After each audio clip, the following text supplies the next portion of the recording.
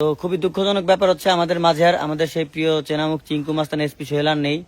সে একটা মানে ঝামেলায় পড়ে তাকে পিটিয়ে হত্যা করা হয়েছে। তো দেখেন আসলে যে আমরা আমাদের টিমের সবাই আসছি, আমাদের শুটিং এ এসে এই অবস্থা হয়েছে। মানে একটা মেয়ের সাথে কেন কি সে কি দেখি করতে গেছে, পরে তাকে ধরে মারছে, মারে এখন মারা গেছে। আমাদের আসলে আমাদের দুনিয়া থেকে চিরতরে বিদায় নিল এসপি সোহেল। তো তার জানাজা একটু পরে হবে, এখনো কেউ জানে না। আমরা খুব এই যে সকলেই এখানে আসছে, এই যে অলরেডি তাকে গোসল করানো হবে, একটু পরে গোসল করানো হবে। তো যাই হোক, আমাদের টিমে সবাই আসছে এখানে। এখন কি যে করি, এখন ব্যাপার হচ্ছে যে মানে ভালোই চলতে হবে। তো উনি আসলে খারাপ কাজ করছিল, এই কারণে তাকে আজকে পিটিয়ে হত্যা করা হয়েছে। হ্যাঁ, তো উনি হচ্ছে এই লাশ আবার কোন মারে কেমনে? এই কে মারা নাই?